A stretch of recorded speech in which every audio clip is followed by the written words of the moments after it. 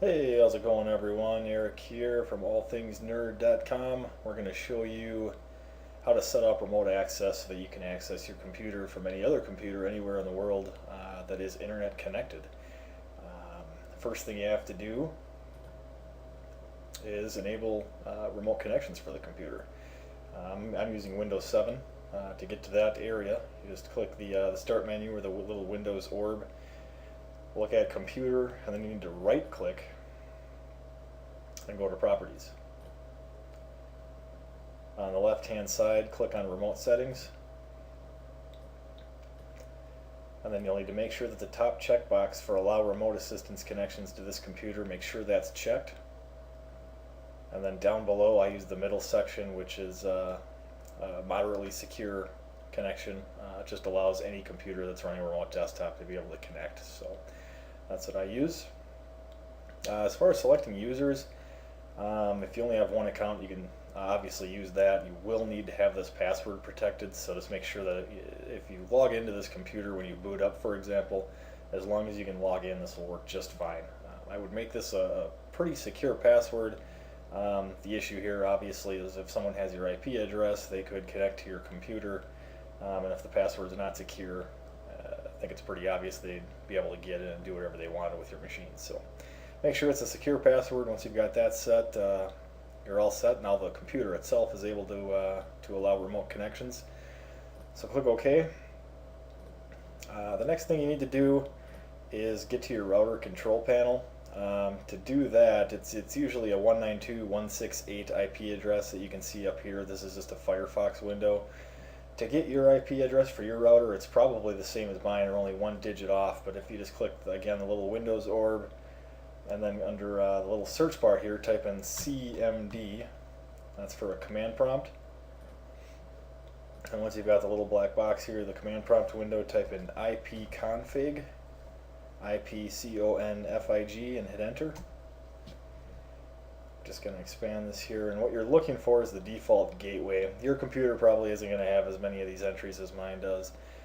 Again, looking for the Ethernet adapter if you're hardwired, or if you're on wireless, there'd be a wireless title here. But again, just look for the default gateway, and you can see again that it's 192.168.0.1. That's what's called an internal IP address. This is actually the IP address of your router. The IPv4 address is the IP address of your computer. You'll also want to take note of that one, the 192.168.0.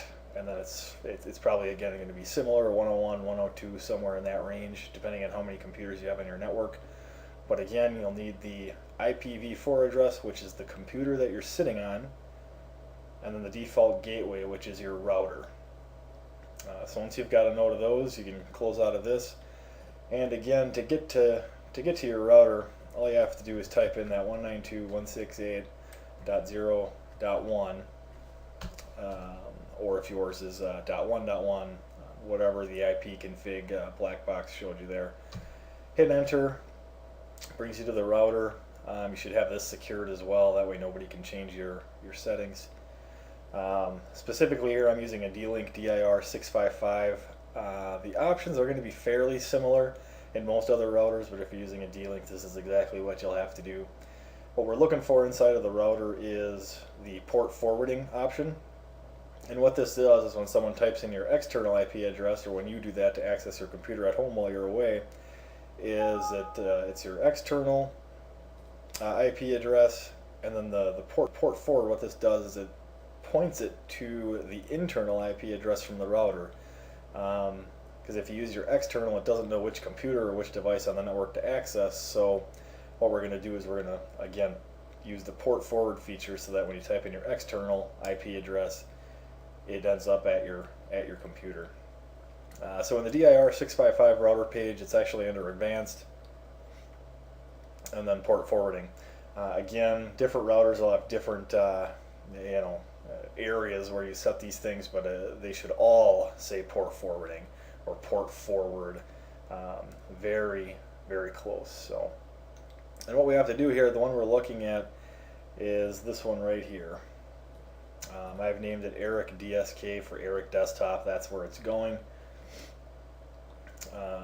You can name it anything you want, of course. The application name you can leave alone. And then the IP address is that other IP that we looked at in the little black box. Again, very similar to the router, but this 101 is the internal IP address of the computer that you're sitting in front of. Again, yours will probably be a different number, but very similar. You need to make sure that this box is checked also. And then the port that we need to forward is 3389 for remote access. You can make this custom, I believe. You would just have to append it to the IP address when you try to connect in and specify the port. Otherwise, just use 3389 and you shouldn't have to worry. So again, 3389 in TCP and UDP. Make sure the box is checked. Hit Save Settings. I'm not going to do that here since it's already set. And then really you're finished. There's not a whole lot else to do. How you access this. So if you're at work and you want to remote into your home computer, you would go to Start, All Programs, Accessories, and Remote Desktop Connection is what you're looking for. Very simple. And then what you would do is you would type in your external IP address, which I haven't shown you how to get. Offhand, I don't know what mine is, and I'm not going to share it here because otherwise people would be trying to connect in. But how to get that, if you just go to whatismyipaddress.com. Again, I'm not gonna hit enter here because my IP address will pop up in a 2000 size font and let everybody see it. But it'll just be another series of numbers, 24.180. whatever. Everyone's will be completely different. But that is what you would type in the remote desktop connection box. We'll see if I can actually connect to another PC that's on my network here. Let's see if I remember. I think this is another one. Sure enough, it is. So what happens is you get prompted for your credentials here. Type in your user ID and your password. This is my wife's name. This is her computer. If you want, you can click the Remember My Credentials button. Then it'll obviously save your ID and password. Otherwise, just click OK. You might get a prompt like this. I always check the box for don't ask me again for connections to this computer. Hit yes to connect. And there we have it. Now it's connecting to the wife's computer. Looks like she was on Pinterest. And it just kicked me out. She was probably logged in while I was making this video. But that's exactly how it would work. You connect to the computer and you're set to go. You'd see the desktop exactly as you would as if you were sitting in front of it, but from anywhere in the world that's got an internet connection. If you guys have any questions or if you stumble through this at all, maybe I've missed something, feel free to leave a comment in the section below if it helped you out. I would certainly appreciate a thumbs up right below the video as well. Going to be doing some other videos on computer how-to type things, help desk, things like that. So feel free to subscribe also. Thanks for watching.